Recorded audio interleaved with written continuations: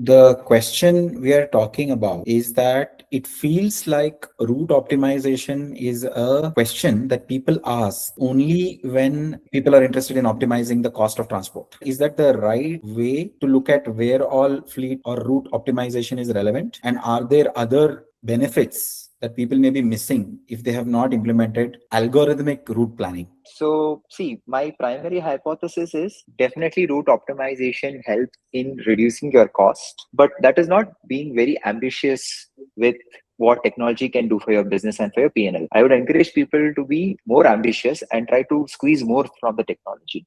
Beyond just trying to see how route optimization can help you save costs, I would also try to get people to think how route optimization algorithms can help me make more revenue. And I want to take two examples where businesses have successfully implemented how using route optimization techniques, you can actually impact the top line of your business also. The first example I want to take in case of ride hailing apps like Lyft, Uber, they had this concept of ride sharing, which was like, hey, I'm going to take this person from point A to point B. They're already incurring cost in that ride. But what they did with technology was also figure out, like, when somebody else is searching for another ride, can I incentivize that person to be like, hey, I'll charge you a little less if you share the ride. But on the same distance that the cab is moving, they actually get more revenue from the same distance being traveled. So this is one way of thinking. Not only use these algorithms and these techniques for reducing my cost, but also trying to build a new product which will help me increase my top line. The other inspiration I want to give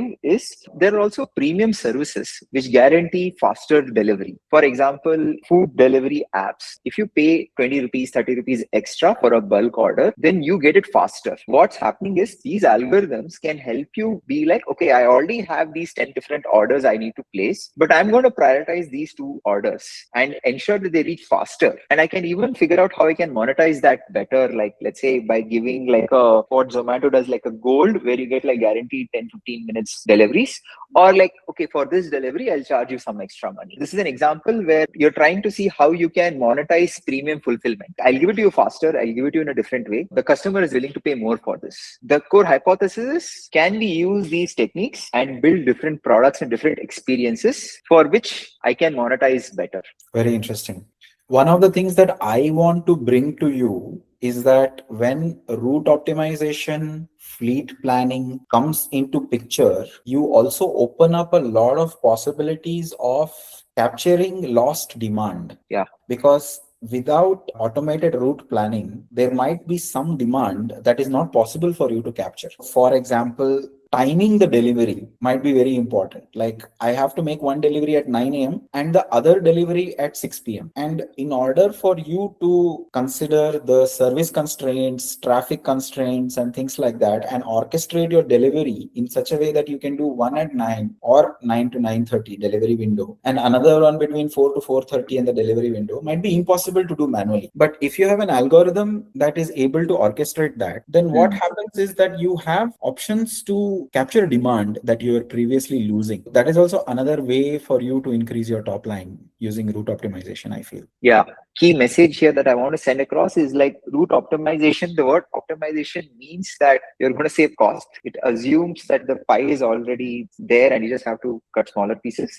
Whereas I'm trying to say like, hey, these techniques also allow you to grow the pie, get a higher top line, and figure out like, how if I optimize for a different use case, can I create a new product, a new experience, a new value prop for which my customer is going to get more value out of it and I can monetize that more. That's a great point, right? But I think the bottleneck is in reimagining your processes with route optimization in place. So do you have any advice? Like, how can we reimagine the processes in a place where route optimization has been implemented? So what happens when you have implemented route optimization? You start seeing data in a totally different way. Previously, you will not have data like which road did this person take, how much time did this delivery actually take, from where is my maximum demand coming, how densely populated are my cohorts. When you have this granular level data, you'll start seeing different patterns that will emerge where you can start figuring out, okay, probably, you know what, I should not send my product in this direction. I am getting too much demand here and I have not thought enough if I can sell a different product from them. Route optimization helps you capture this data. Once you get a lot more data, you slice and dice it and then you analyze it better. and then new patterns emerge that you were previously not aware of. So it's a little bit like, hey, you have to experience it yourself to really see the value in it. Once you experience it, you get an aha moment. But I wonder if there are already cases out there where people have implemented route optimization and they have discovered several other benefits that they were not thinking about in the beginning. Like now, in this new way of running things, I can do more things than I used to be able to. One of the things on those lines is DoorDash. I'm not exactly clear on all the details. One of the key things that they did, the route optimization, the delivery guys there are called dashers. They also were able to send the dasher to a different restaurant or a different grocery shop based on how much time does a grocery shop take to service this order. When they started implementing the optimization, and they started even tracking how much time does it take time to do the service at each and every location, they realize like my optimization should be done at the bigger, larger scale. And they realize like, hey, this way my dashers will earn more because they are going to spend 8 hours every day doing the gig job. But I can save them 2-3 minutes here and there, and I can put together. And over a period of time, they will end up earning more because they're waiting less for their service times. Yeah. But this is an interesting question. Like, one is, what are the top line benefits that route optimization can create? But Correct. also, on top of that, how will route optimization allow you to re-engineer your processes so that you can derive more benefit than what manual planning allows you to do?